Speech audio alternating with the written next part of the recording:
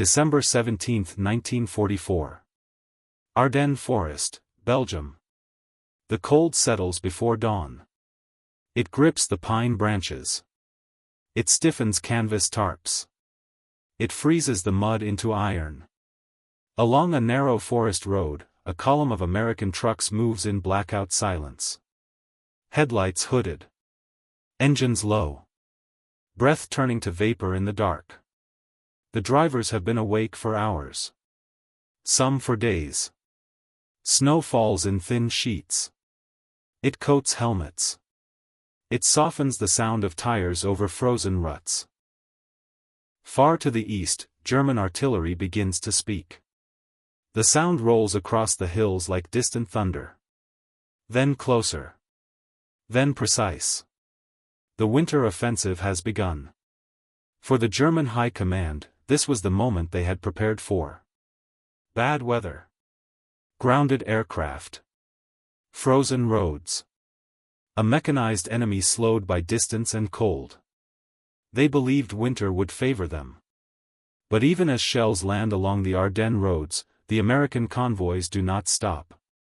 Engines remain running. Routes are recalculated. Supplies keep moving west to east. Because this time, winter would not be enough. And to understand why those trucks kept rolling through the snow, we must step back to the summer when everything began to accelerate beyond control. June 6, 1944. Normandy, France. When Allied forces landed on the beaches during Operation Overlord, they brought more than infantry divisions and armored columns. They brought an industrial system. Within weeks of the landings at Omaha, Utah, Gold, Juneau, and Sword beaches, the Allies had established artificial harbors, mulberries, off the Norman coast. These floating ports allowed the continuous unloading of vehicles, fuel, ammunition, and food even before major French ports could be captured.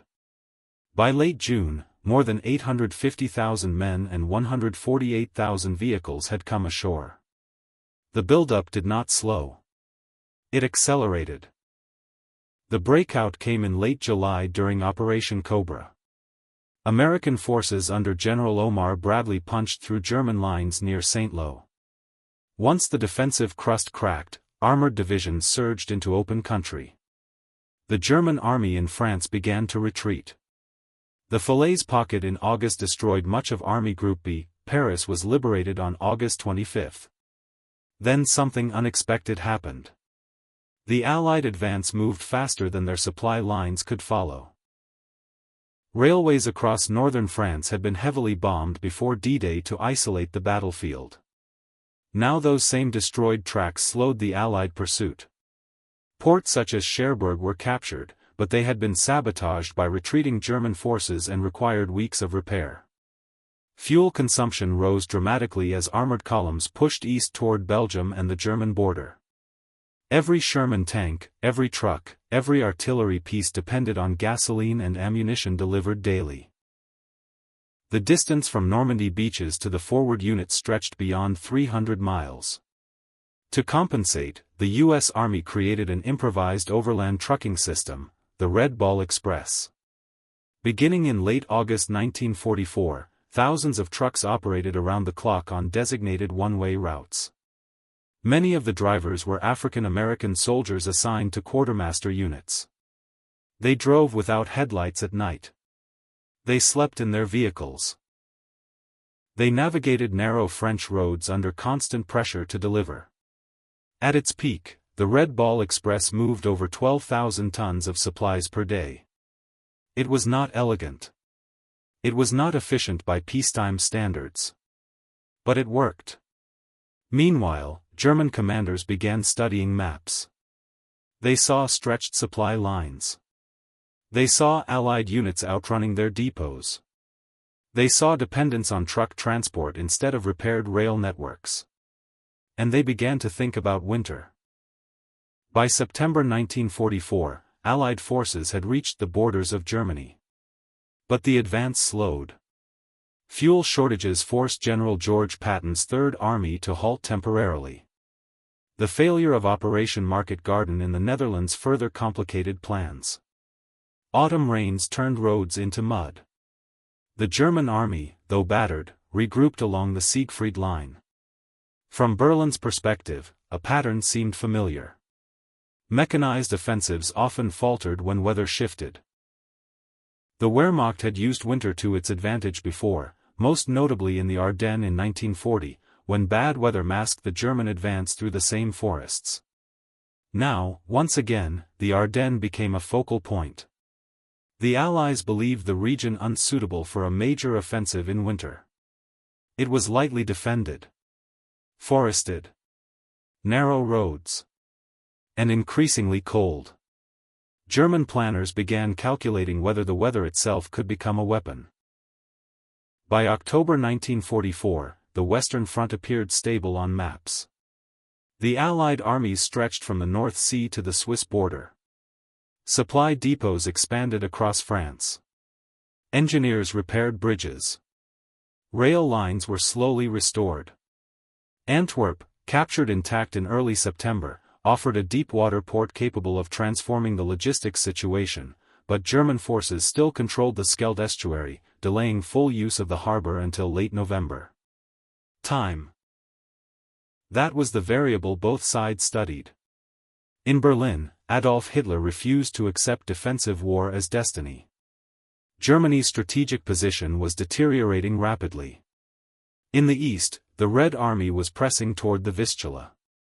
In the west, Allied bombers struck industrial centers daily. Fuel production had collapsed under sustained air attack. Synthetic plants lay in ruins. Yet Hitler believed a single, concentrated blow in the west could fracture the Allied coalition. The plan became known as Unternehmen Wacht am Rhein, Operation Watch on the Rhine. The objective was audacious.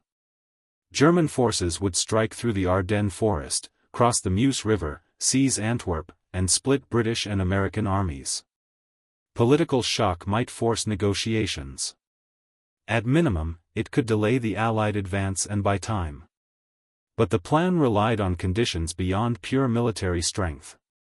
German fuel reserves were critically low. Many panzer divisions would have only enough fuel for the initial assault. Captured American fuel dumps were expected to sustain the advance. Without them, the offensive would stall. Weather was equally critical. Allied air power dominated clear skies. Fighter bombers could destroy columns on exposed roads within hours. Therefore, German planners counted on heavy cloud cover, snow, and fog to ground Allied aircraft during the initial breakthrough. Winter would shield them. The Ardennes was chosen deliberately. It was rugged. Dense forests restricted visibility. Roads were narrow and few. In December, daylight was short. Ice and snow complicated maneuver. To many German officers, the terrain favored surprise and defensive depth. It also mirrored the successful breakthrough of May 1940. Across the lines, American forces occupying the Ardennes sector were primarily resting units, including inexperienced divisions such as the 106th Infantry Division, alongside battle-tested formations rotated from other fronts. High Command considered the region quiet. Intelligence assessments concluded the Germans lacked the resources for a major offensive. Confidence settled in. But beneath that confidence, the logistical machine never stopped. Even as frontline activity seemed limited, American engineers continued road repairs. Quartermaster depots expanded forward. Fuel was moved in drums, tankers, and increasingly through pipelines laid across France. Medical evacuation chains were refined. Replacement winter clothing, insulated boots, parkas, gloves, flowed toward the front in anticipation of cold weather. The U.S. Army's logistical doctrine differed fundamentally from Germany's. American war planning assumed sustained, high-volume supply as the foundation of operations. Industry at home produced trucks, spare parts, ammunition, and fuel at levels the Axis could not match. Standardization simplified maintenance. If a vehicle broke down, replacement parts existed in abundance. German logistics relied heavily on railways and horse-drawn transport. As Allied bombing crippled rail hubs and fuel shortages worsened, mobility declined. Yet in December 1944, German leadership believed circumstances aligned in their favor. The weather forecast predicted prolonged overcast skies. Snowfall was expected. Temperatures would drop below freezing. If Allied aircraft could not fly, and if supply convoys slowed on icy roads, momentum might collapse. German commanders gathered armored divisions in secrecy. Troop movements were concealed under strict radio silence. Artillery pieces were moved at night. Ammunition stockpiles were assembled near the forest edge. In the early hours of December 16, 1944, more than 200,000 German soldiers prepared to move. Across the line, American troops drank coffee in snow-covered foxholes. Truck engines idled in depots. Quartermasters checked manifests under dim lights. Few understood that within hours, the quiet sector would erupt. The German High Command believed winter would paralyze their enemy. They did not yet understand that the American response would depend less on temperature, and more on a system designed to function regardless of it. And that system reveals itself most clearly when we examine it from different angles. Long before riflemen exchanged fire in the snow, another army was already in motion. It did not wear medals for valor. It rarely appeared in headlines.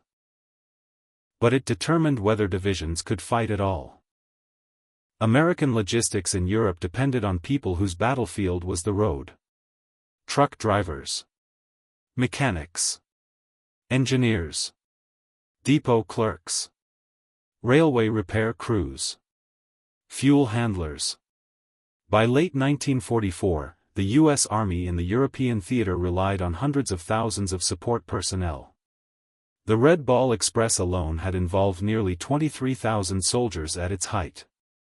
Many of them were African American troops serving in segregated units, assigned to quartermaster and transportation duties.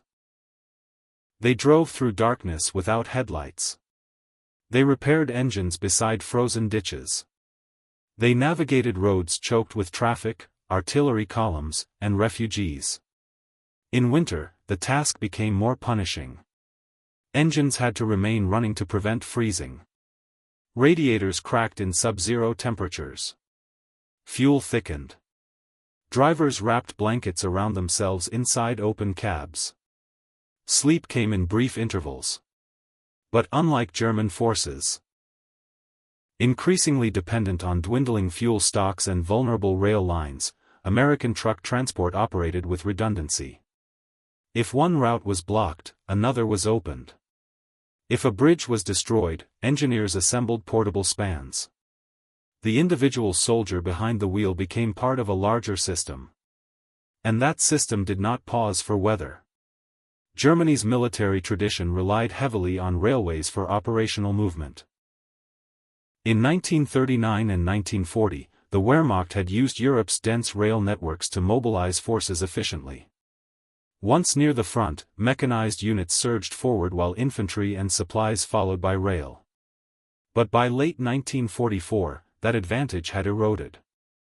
Allied bombing campaigns targeted rail hubs, switching yards, and bridges across occupied Europe. The result was fragmentation.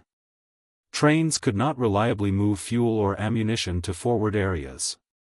Repairs required materials and labor increasingly scarce. American logistics in Europe depended on people whose battlefield was the road. Truck drivers. Mechanics. Engineers. Depot clerks. Railway repair crews. Fuel handlers. By late 1944, the U.S. Army in the European theater relied on hundreds of thousands of support personnel.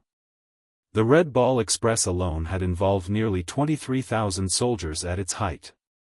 Many of them were African American troops serving in segregated units, assigned to quartermaster and transportation duties. They drove through darkness without headlights. They repaired engines beside frozen ditches. They navigated roads choked with traffic, artillery columns, and refugees. In winter, the task became more punishing. Engines had to remain running to prevent freezing. Radiators cracked in sub-zero temperatures. Fuel thickened.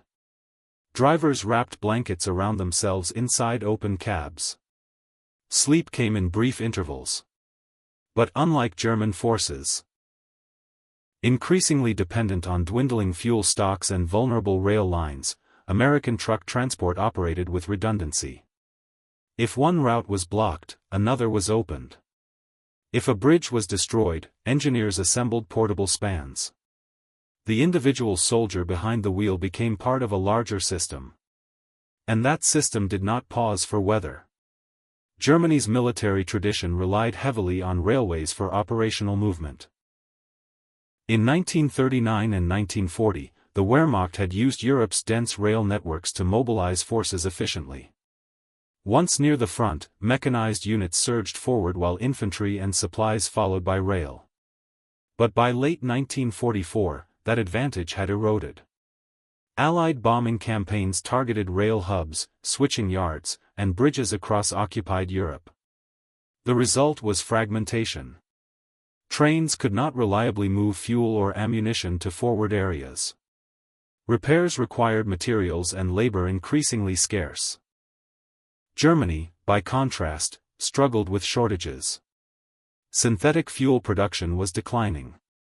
Many panzer units entered December with insufficient reserves. Winter equipment was unevenly distributed. Some Volksgrenadier divisions lacked adequate cold-weather clothing. This imbalance was not immediately visible on the battlefield. But it shaped endurance. When temperatures dropped below freezing in mid-December 1944, the American system absorbed the strain. Engines stalled. Roads iced over. Accidents occurred. Yet supplies continued moving. The German offensive depended on speed and captured fuel. The American defense depended on sustainment. And sustainment was built into every truck engine humming in the dark. The deeper implications of these differences become clearer when we examine the German assumptions, the role of weather itself, and the leadership decisions that framed the coming collision. In December 1944, German planning rested on a belief shaped by experience. Weather had altered wars before. In 1940, low clouds and rain had shielded armored movements through the Ardennes. In Russia, mud seasons and early winter had disrupted offensives on both sides. German commanders understood climate as an operational factor, sometimes decisive. For Operation Wacht am Rhein, weather was not incidental. It was central. The Luftwaffe no longer possessed strength to contest Allied air superiority directly. Therefore, planners sought atmospheric protection. Overcast skies would ground American fighter bombers. Snow and fog would reduce visibility. Icy roads would slow truck traffic. Speed was essential. German panzer columns were to break through thinly held American lines, seize key road junctions like Saint-Vith and Bastogne, and push toward the Meuse River. Captured fuel depots were expected to replenish armored spearheads. But this assumption carried risk. German fuel stocks were dangerously limited. Many units began the offensive with barely enough gasoline for the initial assault. If weather improved sooner than expected, Allied aircraft would return. If American supply lines remained functional, defensive strength would stiffen rapidly. The plan required not only surprise, but paralysis. And paralysis did not come. The Ardennes in winter is unforgiving. Temperatures in mid-December 1944 fell below freezing. Snowstorms reduced visibility to yards. Forest roads became sheets of ice. Vehicles skidded into ditches. Engines struggled at dawn. For infantry on both sides, the cold was immediate and personal. Frostbite cases rose. Weapons jammed. Artillery crews worked with numb hands. Initially, weather did favor German intentions. From December 16 through December 22, low cloud cover grounded most Allied air operations. German units achieved tactical surprise. American front lines buckled. Entire regiments were surrounded. But weather was neutral. It imposed hardship equally. German vehicles also froze. Horse-drawn supply wagons struggled along icy paths. Fuel consumption increased in cold conditions. Mechanical breakdowns multiplied. The difference was systemic resilience. American logistics had depth. Multiple depots. Reserve stocks. Replacement vehicles. Repair capacity. German logistics operated close to the margin. Once momentum slowed, shortages amplified rapidly. Winter did not choose sides. It tested systems. And one system had been built to endure sustained friction. At the highest level, the winter campaign reflected contrasting philosophies. Adolf Hitler personally directed the Ardennes offensive, overriding cautious advice from some of his generals. He believed in decisive, dramatic action, a blow that would fracture Allied unity. Operational risk was accepted as necessary. General Dwight D. Eisenhower, supreme commander of Allied forces in Europe, approached war differently. His command structure emphasized coordination, supply integrity, and coalition balance. Offensive ambition was balanced with logistical feasibility. This divergence mattered in winter. The German plan relied on concentrated force achieving rapid operational collapse. The American response relied on maintaining structural stability. When the offensive began, Eisenhower and subordinate commanders, including Generals Omar Bradley and George Patton, immediately prioritized road control, reinforcement corridors, and supply continuity. Patton famously redirected Third Army north toward Bastogne within days, a maneuver enabled by pre-existing logistical preparation. The U.S. war economy, operating thousands of miles away, continued shipping material across the Atlantic regardless of snow in Belgium. Industrial output did not freeze. The German economy, strained by bombing and resource depletion, could not replenish losses at the same rate. Leadership decisions reflected these realities. One side gambled on shock. The other trusted endurance. And endurance would be tested brutally when the German artillery opened fire before dawn on December 16, 1944, transforming theory into collision. December 16, 1944. Ardennes Forest, Belgium. 5:30 hours. A sudden roar shatters the pre-dawn stillness. German artillery, positioned in secret along ridgelines, opens fire. Hundreds of shells descend in rapid succession. Trees explode. Snow sprays into the air. The forest shakes. American infantry, caught in the quiet sector, scrambles for cover. Many had only hours of rest. The 106th Infantry Division, thinly spread along the front, faces sudden, concentrated assault. Panzer columns move behind the artillery curtain. Tiger tanks, Panther assault units, and mechanized infantry surge forward. Narrow roads become choke points. Civilians fleeing villages clog secondary routes. The German offensive is initially devastating. For hours, the Allies struggle. Communications are disrupted. Supply lines, already stretched, appear vulnerable. Forward depots risk being overrun. Snowfall compounds confusion. But the system beneath the chaos begins to assert itself. Quartermasters reroute truck convoys to avoid blocked routes. Field engineers repair cratered roads even as shells fall nearby. Fuel and ammunition move forward, sometimes carried in sleds pulled by men or horses when trucks cannot advance. In Bastogne, the 101st Airborne Division receives word that German forces are approaching. The town is strategically vital, its road network controls access across the Ardennes. Resupply plans are executed immediately. Convoys navigate narrow, snow-packed lanes. Supply points are established along secondary roads. Engineers erect temporary bridges to bypass blown spans. Mechanized reinforcements, including tanks and artillery, are dispatched despite the harsh conditions. Drivers navigate icy roads with minimal visibility. Engines hum continuously, preventing freezing. Every failure on the battlefield is counterbalanced by redundancy behind it. By December 18, the initial German breakthrough slows. Panzer divisions run into unexpected resistance at crossroads. Delays multiply. Fuel consumption rises disproportionately to distance covered. Supply columns behind the spearhead begin experiencing scarcity. In the skies, clouds begin to clear briefly. Aerial reconnaissance spots German positions. Fighter bombers launch sorties, disrupting convoys and artillery supply. But even when aircraft are grounded, American logistics has already adapted. Pipelines pump fuel forward. Depot stockpiles buffer forward units. Truck convoys reroute dynamically. The German plan relies on speed, surprise, and paralysis.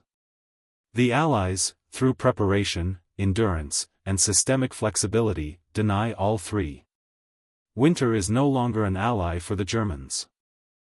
Every passing hour compounds the strain on the German offensive, while American forces continue to operate, under stress, yes, but unbroken. The Ardennes Forest, silent at first, now resonates with human determination, engines, and the rhythm of an industrial machine sustaining a battlefield. By December 19, 1944, the German advance has reached its apex. Towns like St. Vith are contested fiercely. Roads are jammed with stalled tanks, wrecked trucks, and infantry columns. Cold winds cut through uniforms. Snow makes movement exhausting. In Bastogne, the 101st Airborne prepares for a siege. Supplies seem perilously low.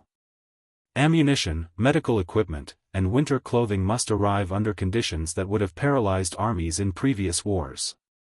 Yet the supply lines do not fail. Patton's Third Army pivots northward, navigating secondary roads repaired by engineers working day and night. Convoys crawl through forests and across makeshift bridges. Truck drivers push engines to their limits. When a vehicle breaks down, others take its cargo and move forward. Meanwhile, German units confront a new problem: fuel. Panzer divisions, designed for rapid strikes, now find themselves unable to advance because tanks are immobilized by empty fuel tanks.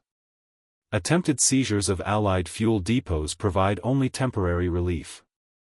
Every delay amplifies the logistical gap. By December 22, snow begins to melt slightly, and the Allied Air Force returns.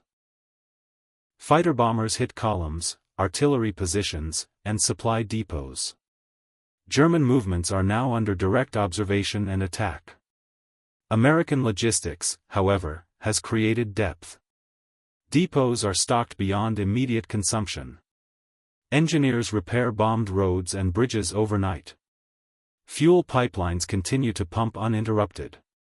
Even surrounded units, like Bastogne, receive critical airdrops. Supplies descend via parachute, ammunition, rations, medicine, and winter gear. Keeping troops operational. The German offensive loses momentum. Speed, the cornerstone of the Ardennes plan, evaporates. Units exhaust fuel and ammunition. Snow and mud further impede mechanized advance. By December 25, German attacks begin to falter. Tanks are abandoned. Infantry units are cut off or forced to retreat. Morale declines as the reality of depleted resources and resilient American defense sinks in. Eisenhower's command, once reactive, now consolidates. Roads cleared. Depots expanded. Reinforcements arrive from behind the front line. Supply lines stretch forward without interruption. By January 1, 1945, the Ardennes counteroffensive is collapsing. The Germans have failed to reach the Meuse River.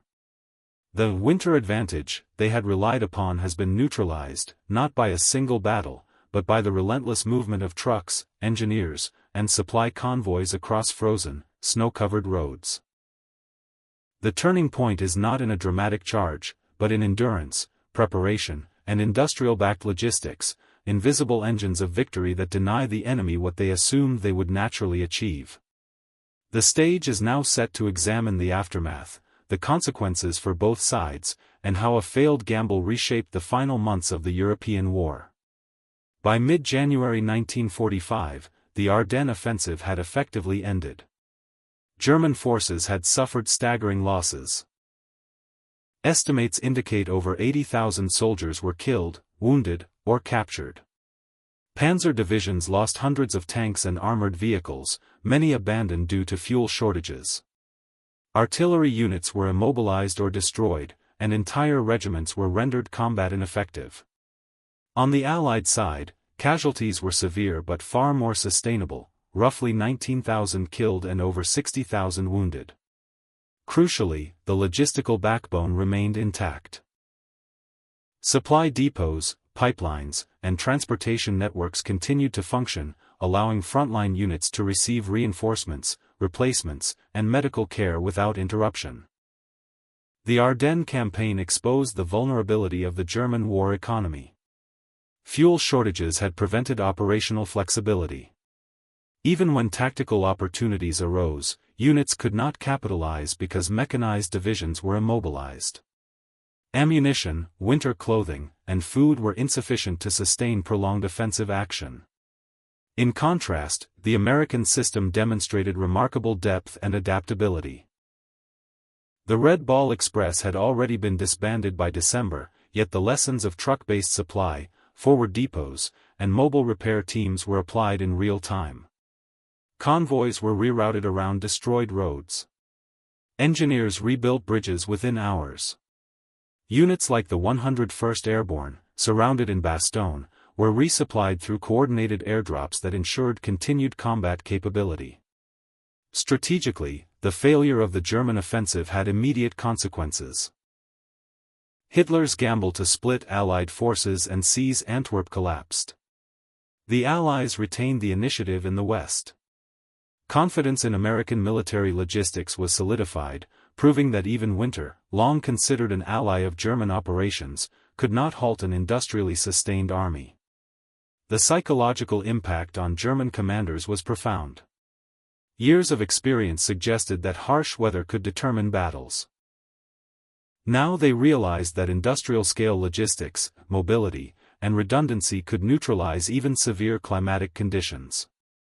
The failure reverberated through the German high command.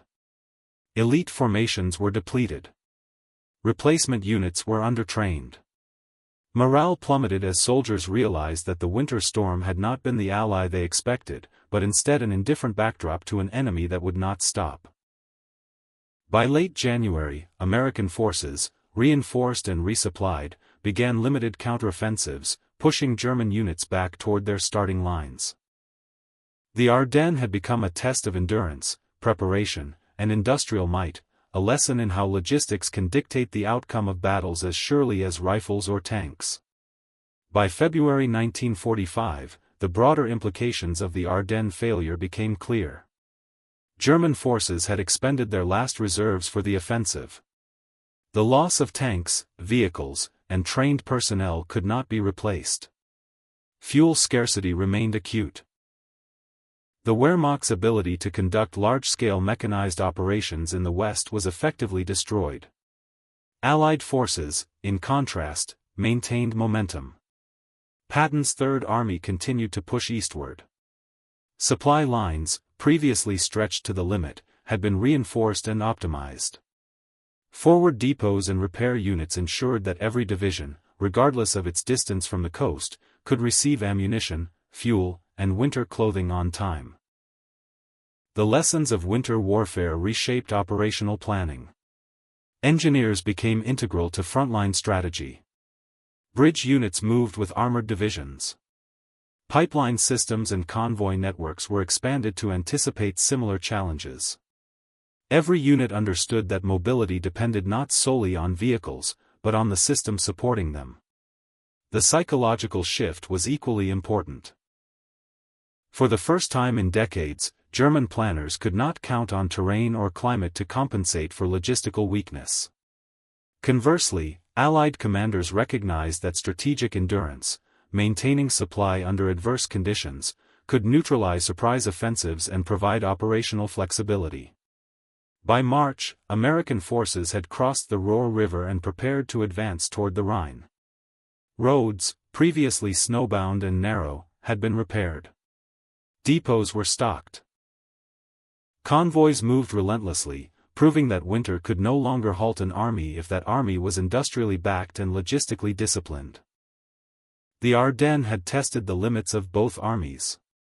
For Germany, it was a demonstration of vulnerability, a tipping point highlighting the impossibility of sustaining offensive action without sufficient fuel, munitions, and mobility. For the Allies, it was validation, endurance, preparation, and a resilient logistics network could overcome not just the enemy, but nature itself. From the frozen forest floors of Belgium, the war would continue eastward into Germany. A march made possible by the invisible, relentless engine of supply. The Ardennes winter of 1944 to 1945 left a profound lesson: in modern warfare, endurance often outweighs audacity. German commanders had relied on history, terrain, and climate. They assumed that freezing temperatures, snow-covered forests, and short winter days would paralyze their adversary. Yet their calculations overlooked a new reality. The power of industrial-scale logistics, combined with planning, redundancy, and human determination. American supply networks functioned like clockwork. Trucks continued rolling through ice and snow. Engineers rebuilt roads and bridges even under artillery fire. Pipelines pumped fuel forward. Depots kept ammunition and winter clothing ready. Soldiers, quartermasters, and drivers became the invisible backbone of victory, moving steadily while the world around them seemed to freeze. The Ardennes demonstrated that mechanized warfare could no longer be dictated solely by bold offensives or the whim of weather.